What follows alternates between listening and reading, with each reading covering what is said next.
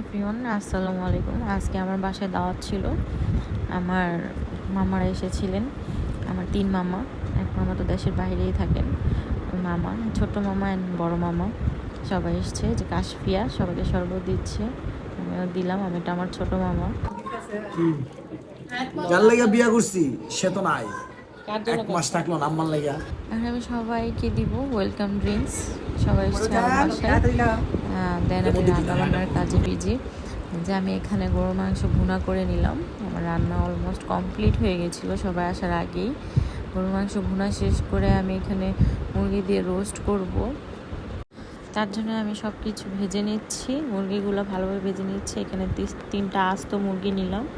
আস্ত মুরগির আমি রোস্ট করব, কারণ আমার 3জন বিয়ায় আছে, তাদের জন্য।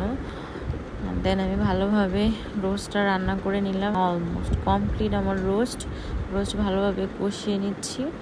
দেন আমার রোস্টও কমপ্লিট হয়ে গিয়েছে। রোস্টের কালারটা জাস্ট ওয়াও, অনেক ভালো হয়েছে কালারটা। এখন কাঁচামরিচ অ্যান্ড পেঁয়াজের বেরেস্তা দিয়ে আমি আমার রোস্ট রান্নাটা শেষ করলাম। দেন আমি আবার একটা কড়াই নিলাম। ওই প্যানের মধ্যে আমি চিংড়ি মাছ ভুনা করে নিলাম। অ্যান্ড আগে থেকেই আমি ইলিশ মাছ অ্যান্ড রূপচাঁদা মাছ ভালোভাবে মশলা দিয়ে মেখে রেখেছিলাম। এখন সব হচ্ছে ভাজাভাজির পর আমি দেখলাম বাচ্চারা অনেক দুষ্টামি করছে। এটা আমার ছোট ভাই, আমার যে মামার দেশের বাইরে থাকে, আমার ছোট ছেলে। অনেক সুন্দর হাসি ওর, মাশাল্লাহ। সবাই মিলে খুব দুষ্টামি করছিল। এটা আমার ছোট মামা, ওদের দেখলেই অনেক ভালো লাগে। অ্যান্ড আমি সব খাবার সার্ভ করে দিলাম গেস্টদের জন্য।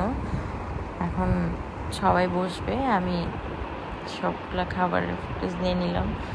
সবাই ভালো থাকবেন, আশা করি আমার রান্নাগুলো সবারই ভালো লেগেছে। থ্যাংক ইউ এভরিওয়ান, আসসালামু আলাইকুম। ভালো থাকবেন সবাই।